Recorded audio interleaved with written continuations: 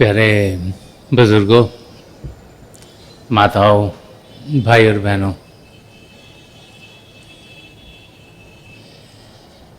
जब हम आज की दुनिया को देखते हैं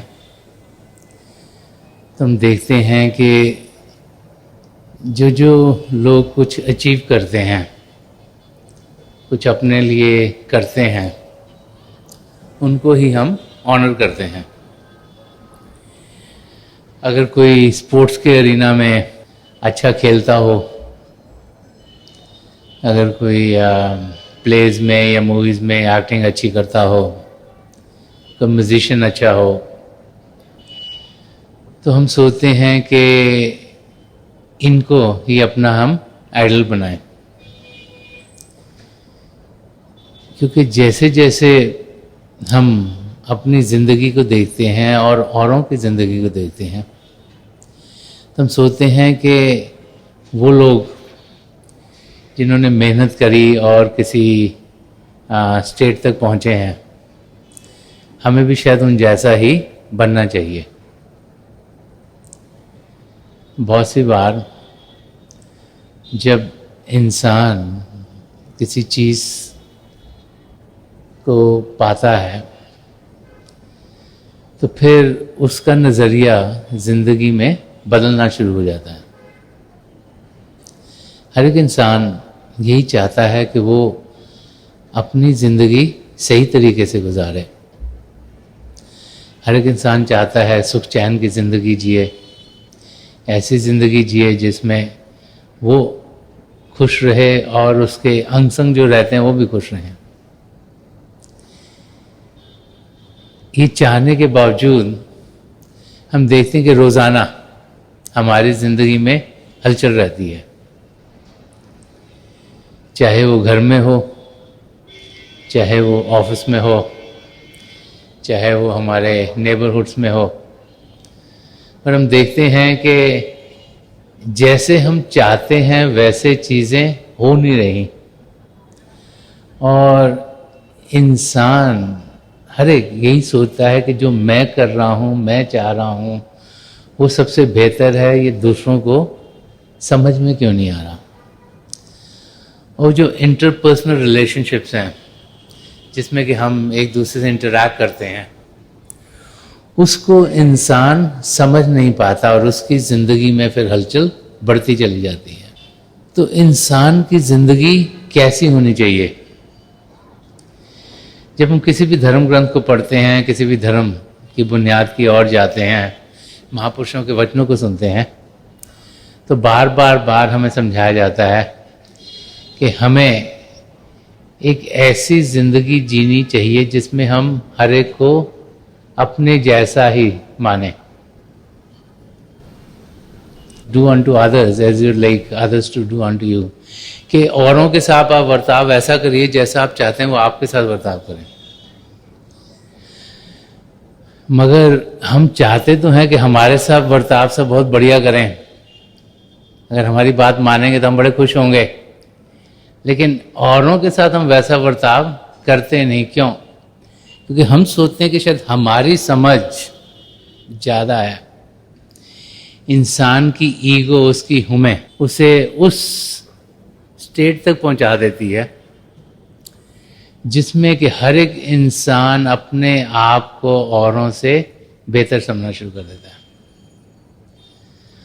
और जब इस एनवायरनमेंट में हम जीना शुरू कर देते हैं तो फिर हम कभी भी अपनी मंजिल तक पहुंचने के लायक नहीं रहते। एक महापुरुष ने फरमाया कि जहाँ हरि है वहाँ मैं नहीं, और जहाँ मैं है वहाँ हरि नहीं। प्रेम गली अति सांकरी, जा में दो न समझ। जहाँ पर ईगो का, हुमे का सवाल आ गया, वहाँ पर पिता परमेश्वर पाया नहीं जा सकता। क्यों? क्योंकि द्वैत आ गई, मैं और तुम। और जहाँ पर पिता परमेश्वर हैं वहाँ पर कोई द्वैत नहीं, वहाँ एकता ही एकता है। तो उस एकता को हम जाने कैसे? बचपन से हम किसी भी धर्म में पैदा हुए हों, हर एक धर्म में सिमिलर स्टेटमेंट्स हैं कि एक पिता एकस के हम बारक, कि एक पिता परमेश्वर, हम उसकी संतान हैं, वही बिग फैमिली है, हम सब उसके मेंबर्स हैं। हम बचपन से सुनते आते हैं लेकिन समझते नहीं, उस पर अमल नहीं करते, उस जैसी अपनी लाइफ नहीं बनाते। क्यों? क्योंकि हम सब मन इंद्रियों के घाट पर ही जीते हैं। इन आंखों से देखते हैं, क्या दिखता है हमें? जो बाहरी रूप की चीजें, जो जड़ता की बनी है, मैटर की बनी है। इन कानों से सुनते हैं क्या? वो आवाजें जो सर्टन फ्रीक्वेंसीज में है, जो इंसान के कान सुन सकते हैं। उसके ऊपर भी फ्रीक्वेंसी, उसके नीचे भी फ्रीक्वेंसीज हैं, लेकिन हम वो थोड़ी सी सुन सकते हैं। ज़बान से वही चखते हैं जो खाने के पदार्थ इस धरती पर हमें मिलते हैं। स्पर्श की इंद्री है, थाउजेंड्स ऑफ सेंसर्स हैं, हजारों सेंसर्स हैं शरीर में। किसी चीज़ को हाथ लगाते हैं, कुछ कहते हैं सेंसेशंस आती हैं। कोई चीज़ हमारे यहाँ आती है, यहाँ टकरती है, यहाँ टकरती है, तो हम फील करते हैं कि किस किस्म की, सख्त है, नरम है, किस किस्म की है। और फिर सूंघने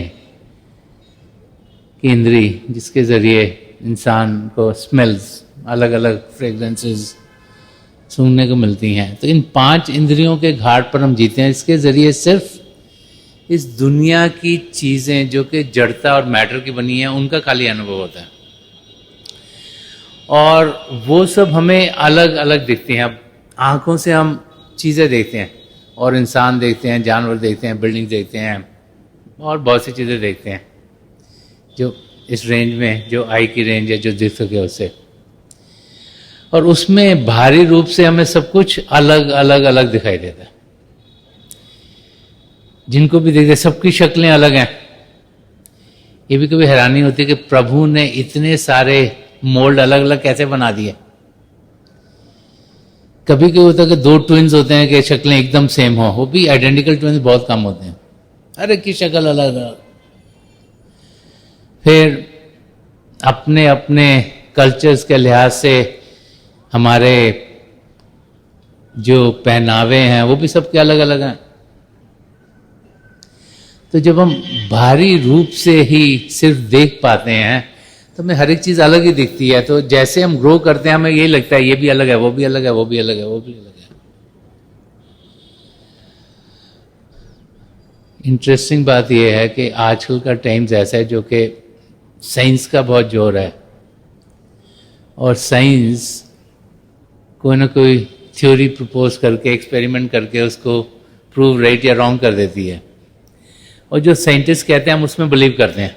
कोई 700-800 साल पहले साइंटिस्ट कहते थे कि धरती रुकी हुई है और सूर्य उसके आसपास चक्कर लगा रहा। तो सब लोग यही मानते थे क्योंकि तब उनकी समझ यही थी। फिर जैसे जैसे समझ बढ़ी, रिसर्च और की, तो कहा नहीं नहीं नहीं नहीं, अब तो सूर्य रुका हुआ है, ये धरती उसके आसपास चक्कर लगा रही। और इंटरेस्टिंग है कि साइंस भी बदलती चली जाती है। कितने प्लैनेट्स थे, अब कह रहे हैं इतने नहीं, अब इतने हो गए। So they keep on changing. क्यों? क्योंकि जैसे नई रिसर्च होती है, new things are coming in, new thoughts are coming in, new research is done, तो उसके एक्सपेरिमेंट के लिहाज से दे कीप ऑन चेंजिंग। मगर इंटरेस्टिंग बात यह है कि आजकल के टाइम में मेरे ख्याल में साइंस उस और बढ़ रही है जो कि महापुरुष बहुत सालों से हमें समझा गए हैं। और जो स्पिरिचुअलिटी है, जो रूहानियत है, अध्यात्म है, उसका रास्ता भी साइंटिफिकली आजकल प्रूव होना शुरू हो रहा है। 2-3 वेरी गुड एग्जाम्पल्स। एक शुरू में 40-50 साल पहले यही ख्याल होता था कि जो मैटर है मॉलिक्यूल्स का बना है, एटम्स का बना है, प्रोटॉन्स, इलेक्ट्रॉन, न्यूट्रॉन्स का, छोटे छोटे एलिमेंट्स हैं, इनका सब मास है। इनके जरिए ही जब ये छोटे छोटे एलिमेंट्स इकट्ठे होते हैं तो मैटर बन जाता है। तो जब एक किस्म से इकट्ठे हुए तो एक किस्म की शेप बन गई, दूसरी तरीके से कटा, दूसरी चीज़ें बन गई, तीसरी तरीके से कटा हुआ, तीसरी चीज़ बन गई। और ये सब ठोस है, पहले यही साइंस बताती थी। आजकल जो नई रिसर्च है, उन्होंने जब ये इलेक्ट्रॉन प्रोटॉन्स को भी और इसके अंदर क्या है उसकी जानकारी उन्हें मिली, तो कहते हैं क्वार्क्स हैं, 12 क्वार्क्स वो कहते हैं। और सबसे अखीला 3-4 साल पहले उन्हें मिला है एक, जो उनको बड़ी देर से नहीं मिल रहा था, उसको उन्होंने गॉड पार्टिकल का नाम दिया कि ये तो प्रभु का ही कोई पार्टिकल है, हमारी समझ से बाहर है। उसकी कुछ समझ उनको रिसेंटली आई है। और साइंस ये बता रही है कि हर एक छोटी से छोटा जो पार्टिकल है उसमें एक वाइब्रेशन है, एक हलचल है। और वाइब्रेशन इतनी तेज थी कि पहले के इंस्ट्रूमेंट उसे समझ नहीं पाते थे।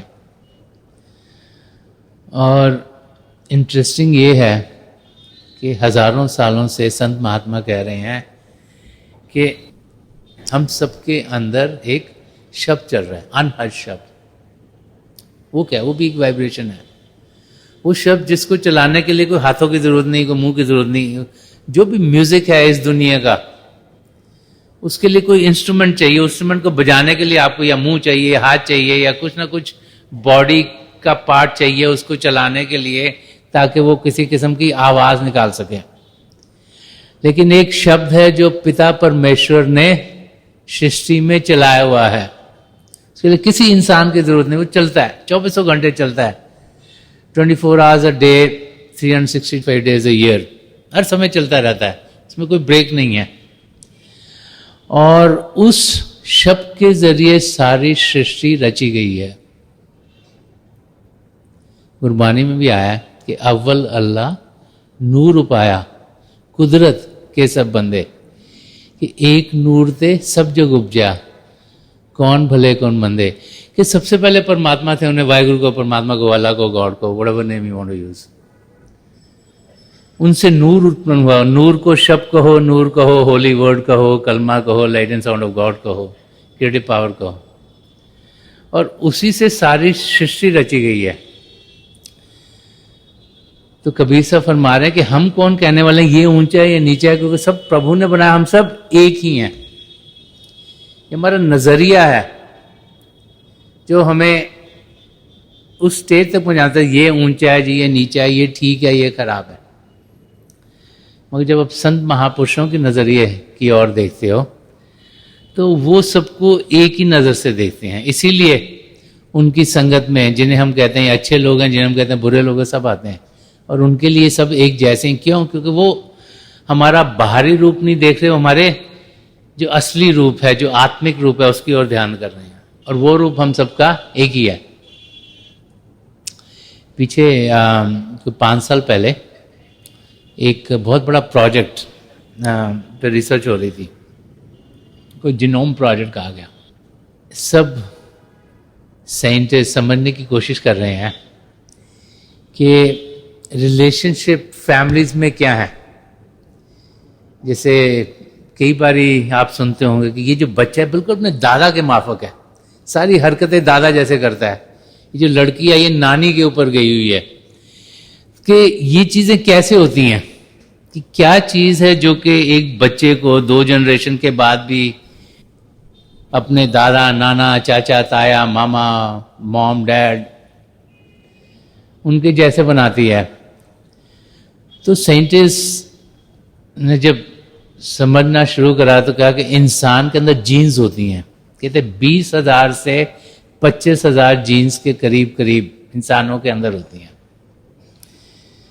तो उन्होंने कोशिश की कि जीन्स अलग अलग इंसानों की मैप की जाए। कोई एक किस्म के इंसान को दूसरे किस्म का, कोई एक दुनिया के एक हिस्से में रहते हैं, कोई दूसरे हिस्से में रहते हैं, किसी के स्किन का एक किस्म का कलर है, किसका दूसरा कलर है, कोई लंबे हैं, कोई छोटे हैं, तरह तरह के इंसानों का उन्होंने मैपिंग की। और कंक्लूजन बहुत ही इंटरेस्टिंग था। थोड़ी सी वेरिएशन सब में है, लेकिन इनमें से कई साइंटिस्ट कहते हैं कि सिर्फ 1% से कम था जो कि सब जीन्स में अलग था। 99% से ज्यादा सबकी जीन्स सेम थी। एक ग्रुप तो इतना कहता है कि 99.9% से ज़्यादा जीन सबकी सेम थी। और वो कहते हैं जो 1% से कम जीन्स थी उस करके ही हमारा कलर ऑफ स्किन, हमारे शरीर का रंग कैसा है, हमारी हाइट कितनी है, हमारे फीचर्स क्या हैं, जो बाहरी हमारा रूप है उस पर निर्भर है। और हम सब जो 1% से कम है उसको अलग देख के सोचते हैं हम अलग अलग हैं, और भूल जाते हैं कि आजकल साइंटिस्ट भी कह रहे हैं कि 99% से ज़्यादा हम सब एक ही हैं। और यही संत महापुरुष बार बार बार हमें समझाते चले हैं। क्योंकि हम सिर्फ वो लेस देन 1% पे अटेंशन देते हैं अपनी, तो हम अपने आप को सबसे अलग समझना शुरू कर देते हैं।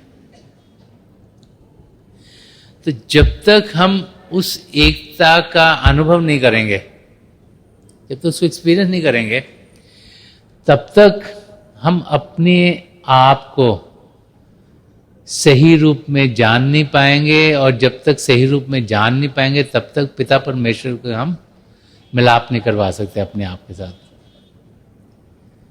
तो जिंदगी का ध्येय है अपने आप को जानना, जैसे सेल्फ रियलाइजेशन और गॉड रियलाइजेशन और पिता परमेश्वर को पाना। पहले तो जानना कि हम हैं कौन। अगर वही समझ नहीं आई तो फिर कहाँ जाना है, करना क्या है, वो तो समझ के ही बाहर है। So the first thing is to understand कि इंसान है क्या। जितने ये ग्रीक फिलोसफर्स है, सोक्रेटिस, प्लेटो, एरिस्टोटल, उनकी फिलॉसफी बहुत मशहूर है।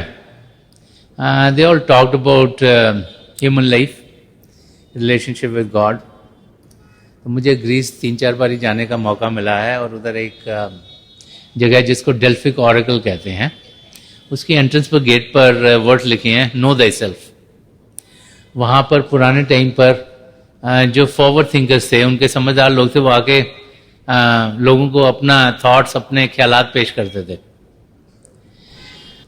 तो नो दाई सेल्फ के इंसान अपने आप को जानो। अगर हमने अपने आप को जाना नहीं तो हमारी जिंदगी, जैसे वो कहते हैं, पेरिफेरी में बाहर बाहर की रह जाएगी। असलियत में क्या करना है वो हमें समझ नहीं आएगा। तो अपने आप को जाने कैसे? अगर सिर्फ अपने आप को ये शरीर ही समझते रहे, जो कि हम बहुत समझते हैं, सब लोग समझते हैं, कि शीशे में शक्ल देखते हैं, हमें अपनी शक्ल दिखाई देती है, हमारे जैसा तो किसी को कोई लगता नहीं। हर एक आदमी अपनी शक्ल से बहुत प्यार करता है, उसको लगता है इससे तो बेहतर कोई है ही नहीं शक्ल, और उससे तो ये मैं हूं। और सारी जिंदगी उसी शरीर को अपना समझते समझते गुजार देते हैं। लिटिल डू वी रियलाइज कि जो शरीर है ये टेम्पररी एग्जिस्टेंस है, ये एक दिन हमें त्यागना है। हर एक इंसान की फिजिकल डेथ, मौत होगी, it is a known fact.